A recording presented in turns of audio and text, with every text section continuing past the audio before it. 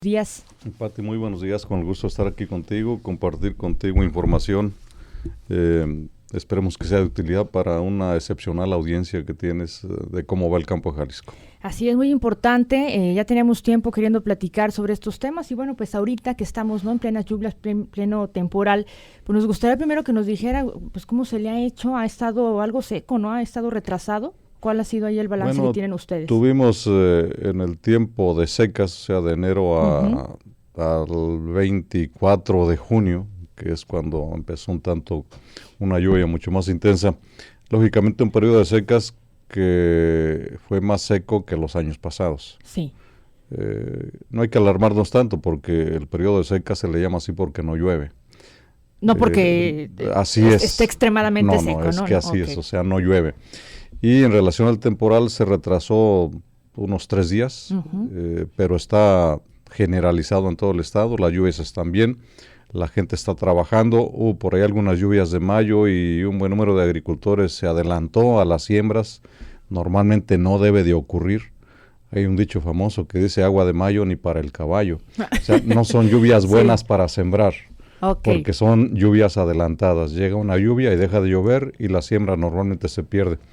Hubo una cantidad importante de productores de la Ciénega, de los Altos, que sembraron ahí, volvieron a resembrar y el desarrollo de los cultivos va con toda normalidad hasta este momento. Los agricultores que se adelantaron son los que van a registrar pérdidas, podemos decirlo así, los que tienen que resembrar. Pierden una parte de sus labores, o sea, hay que volver a sembrar, representa hacer una tarea adicional y se incorporan a la dinámica que trae normalmente el temporal, que hasta ahorita va lloviendo bastante bien, dosificado en las diferentes partes del estado y esperamos tener otra buena cosecha igual que la de los 4 años pasados. Así porque hemos platicado también con algunos agricultores y nos comentaban que estaban preocupados precisamente por este tema, sobre todo en la zona ciénega, allá donde se concentra más para la gente que nos escucha y que quiere saber cómo está la situación de este tema en Jalisco. Es donde se adelantan un tanto más las siembras porque se conjugan ahí dos cosas. Tenemos una parte importante de un distrito de riego donde las siembras son más adelantadas. Pero en la parte de temporal la gente también se emociona, empieza a adelantarse en las siembras, algunos siembran en seco, hay una situación que se le llama sembrar en seco antes de que llueva, es un albur porque de repente tarda la lluvia y la siembra, la semilla se echa a perder. O sea, no es recomendable que hagan esto. No es recomendable, la gente sabe cuando lo hace con plena conciencia de que le puede salir bien o le puede resultar mal. Es una forma muy tradicional. Lo interesante es que el temporal se regularizó, que no tuvimos un retraso significativo. El 25 de mayo las lluvias estaban ya generalizadas y tenemos ahorita por fortuna buena lluvia en todas partes. La gente siembra, pero además se recargan los mantos acuíferos para el agua que se guarda en el subsuelo, que después extraemos a través de pozos, y permitirá esta cuestión de las siembras de temporal, donde es la parte importante de Jalisco. Nuestra mayor producción viene de siembras de temporal, pero también conjuntamente con las siembras de riego de alta tecnología continúan aportándole para que nuestro estado se mantenga sólidamente como el gigante agroalimentario de México. Y hablando precisamente de ese tema, para también la gente que nos escucha, ¿qué es lo que más se produce aquí en Jalisco? Sabemos es amplia, ¿no?, la gama de la producción aquí en Jalisco, pero ¿qué es lo que más se está produciendo ahorita en el campo? Mira, es una gran diversidad de cultivos y especies ganaderas. En los últimos años se han incorporado cultivos que no teníamos en el escenario estatal, cultivos de valor importante, de más valor que los tradicionales, pero en términos muy concretos. A nivel de superficie, nuestro cultivo más importante es el maíz, que nos aporta además el producto para las tortillas, buenas tortillas. ¿Sigue siendo Jalisco líder en la producción de maíz? En la producción de maíz en el ciclo de primavera-verano, en este ciclo. Pero hemos crecido mucho en la producción de maíz para transformarlo en forraje. O sea, una parte importante hay que darle valor a través de procesos que nos permitan fortalecer las cadenas y se va a la alimentación del ganado, entonces el maíz se transforma en leche o en carne y es muy buena fórmula y mucha gente está trabajando esa cuestión. También tenemos como cultivo importante la caña, somos el segundo productor de caña del país, el primer lugar en productividad de caña, o sea, cosechamos más toneladas por hectárea que el resto de la nación. Fuera de eso, cultivos de mucho valor, el grupo de las berries ya mucho en el ambiente público, exacto, la fresa, el arándano, la frambuesa, la zarzamora, creciendo a una velocidad excepcional. Solo en una comparativa, a finales del 2012 había en Jalisco 500 hectáreas de berries, básicamente en Jocotepec y la zona ribereña de Chapala. ¿Es en la región que se da? Es donde rojos se inició. Ahí se inició. Ahí se inició. Ahorita tenemos 6,550 hectáreas plantadas, o sea, 6,000 hectáreas más en 4 años, ya distribuidas en el sur. Hay una cantidad de varios miles de hectáreas, pero ya tenemos como 800 hectáreas por los valles. También tenemos plantaciones acá por la Ciénega, cerca del aeropuerto. O sea, se está diversificando en las regiones y eso representa un buen fenómeno porque es distribuir el producto, los cultivos y generar oportunidades en diferentes partes del estado. Sí. Tenemos en pleno crecimiento el aguacate. Tenemos ahorita 22,500 hectáreas plantadas con aguacate, con la particularidad de que nuestro estado es donde se da la mayor productividad de aguacate del mundo, Pati. O sea, la mayor Jalisco. Cantidad de kilos por hectárea se cosechan en Jalisco. Esa es una acción excepcional en un cultivo de muy buen valor, de alta demanda de mano de obra y que nos está permitiendo avanzar en una reconversión productiva. Quitar cultivos de poco valor para plantar cultivos de más valor que además se convierten en bosques de aguacate que nos protegen mejor el suelo, que nos permiten una administración del agua de precisión porque los aguacates se riegan con pipetas, con goteros, no se riegan con canalitos y esto permite administrar muy bien el agua, sí, que hay que cuidarla más todos los días. Claro. En la costa creciendo mucho en cultivos de alta calidad que ya eran tradicionales pero no la calidad. Okay. El mango, el plátano para exportación es un crecimiento impresionante y generando derivados de estos productos. Y tenemos la ganadería, donde somos una potencia en varias líneas de producción. En huevo, Pati, producimos el 55% del huevo que se produce en el país. Más de la mitad de los mexicanos se alimenta con huevo producido en Jalisco. Todos los días producimos 95 millones de huevos. O sea que es una potencia impresionante en nuestro estado. En carne de cerdo también somos el primer productor importante en todo el país. En carne de bovino el segundo productor en importancia del país. Esta diversidad nos da para que en las diferentes regiones del estado, de acuerdo a su vocación y la vocación de la gente, tengamos una gran diversidad de actividades que ahorita generan una gran cantidad de mano de obra. Ya hay varias regiones del estado donde la disponibilidad de mano de obra se agotó. O sea, la gente tiene ocupación, tiene oportunidades y estamos invitando abiertamente a gente que está en Estados Unidos que se regrese a su tierra porque se fueron cuando no había opciones, ahora abundan las oportunidades en el campo. Si se regresan ya tienen ahí la oportunidad. Hay la oportunidad de que se incorporen, de que los dólares que traen los inviertan bien y establezcan una actividad que les va a durar muchos años, pero además recuperar la armonía con sus familias, que yo creo que es algo que no tiene precio y cuando se fracturan vienen otro tipo de problemas. Claro, difícilmente que la recuperen. Ahora hablando de Estados Unidos y del aguacate, ya ve que a inicios de año tuvo problemas para mandarlo para allá. ¿Qué ha pasado con ese tema? El aguacate en relación al tránsito con Estados Unidos es un tema que está todavía en la negociación. No se alcanzó a culminar el inicio del tránsito en la última semana de la administración del presidente Obama y entramos lógicamente en la estrategia de ajustes al TLC, que es donde va a renegociarse la cuestión del aguacate. En algún momento tenemos que transitar. De hecho, ya estaban todos los acuerdos, hubo por ahí una resistencia final de Estados Unidos y no entramos. En algún momento tenemos que entrar porque es el mayor mercado del mundo en aguacate. Ahorita lo capitaliza solo el estado de Michoacán. Ese sí está entrando. Está entrando con toda normalidad y se requiere un acuerdo específico para Jalisco. Ya se iniciaron los trabajos para la renegociación del TLC. Ya hubo una reunión hace 2 semanas de los secretarios de Agricultura de Estados Unidos y México en Estados Unidos. Okay. Los resultantes fueron excepcionales, de una gran coordinación, porque el tratado no tiene mucho que hacérsele. No hay mucho que pulirle, hay detalles que hay que acordar, pero si se llegan a aplicar en la práctica los desplantes que ha mencionado el presidente muchas veces, claro, los principales perdedores son los Estados Unidos.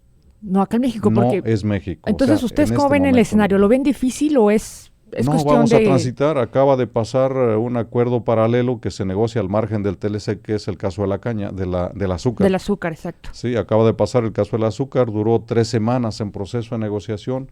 El acuerdo final no varía mucho de lo que ya traíamos, entonces eso va a pasar con el resto de los cultivos, porque en el caso de los productos agrícolas, de los alimentos, a diferencia de la industria, Estados Unidos no puede reactivar su campo de un día para otro.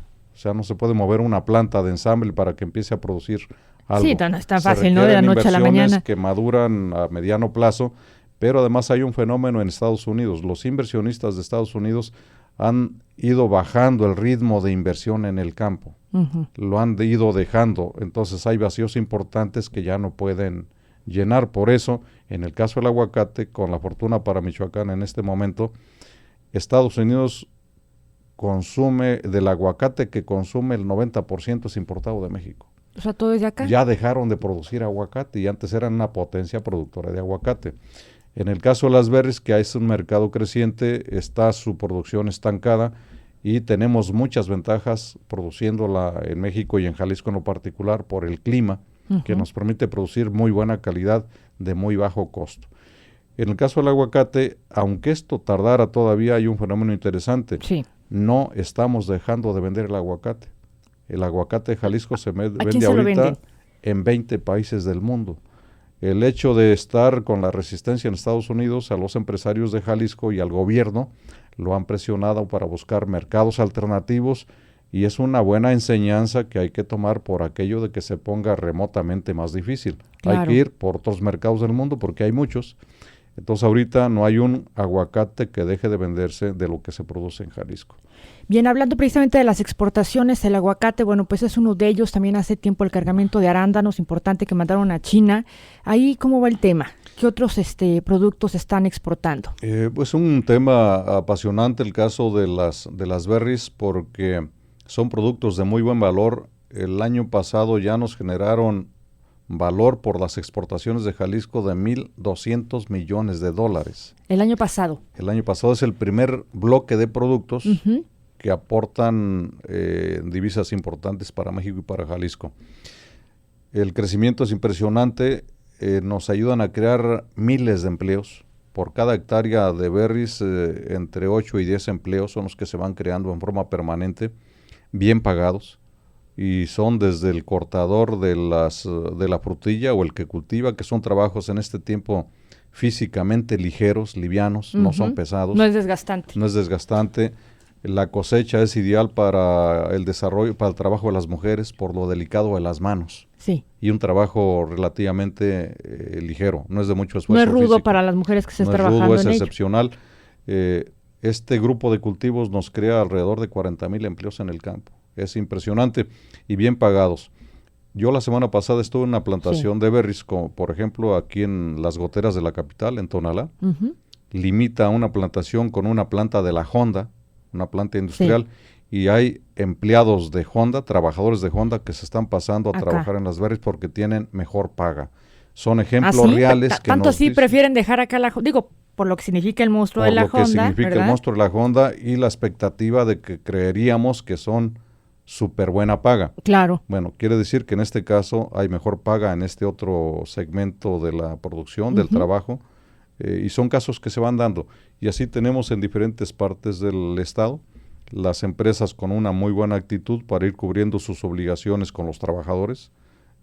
Nuestro estado es líder en la incorporación de trabajadores del campo al Seguro Social.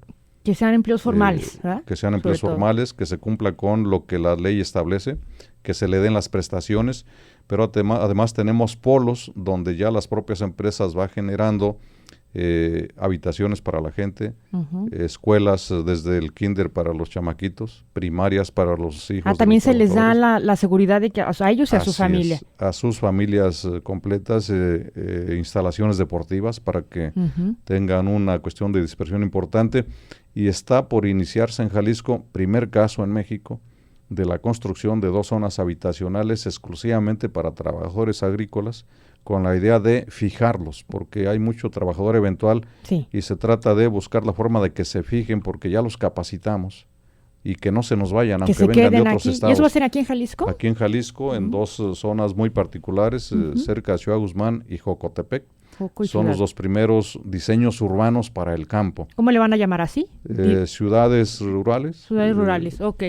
¿Y ahí qué capacidad van a tener o cuándo lo estarán haciendo? Estaremos arrancando los próximos meses, ya poco tiempo, en los últimos detalles con el Consejo Agropecuario del Estado, con las desarrolladoras de este tipo de ejercicios, y va a ser un ejercicio excepcional porque es caso único, primer caso en el país de un esfuerzo muy integrado entre empresarios del campo, gobierno federal, gobierno del estado, con una visión de largo plazo, buscando estabilizar el trabajo de la gente del campo en nuestro estado. Que se queden ahí, ¿no? Seguros. Que se queden, sí. Bien, secretario, también me gustaría platicar sobre el cultivo de la uva, ¿no? Uva cultivada aquí en Jalisco, la verdad es novedoso, no sabíamos que aquí en Jalisco se diera la uva. A ver, platíquenos.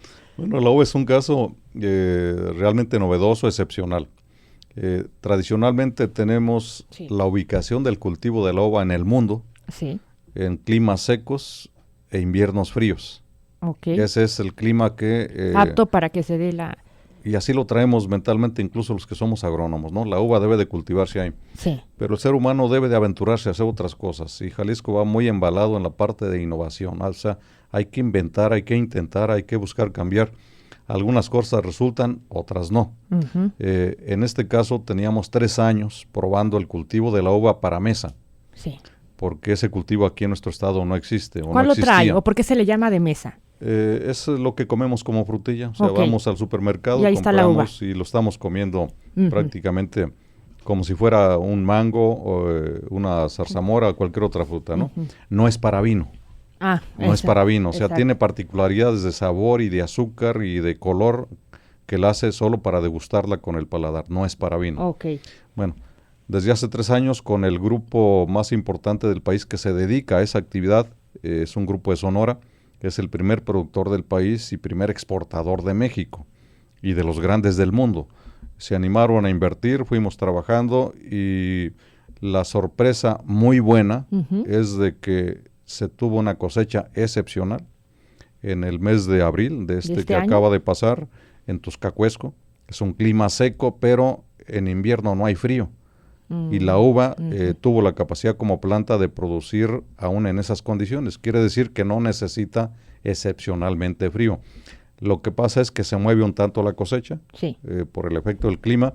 La cosecha fue en abril y tiene la particularidad de que en abril no hay cosecha en ninguna parte del mundo de uva para mesa.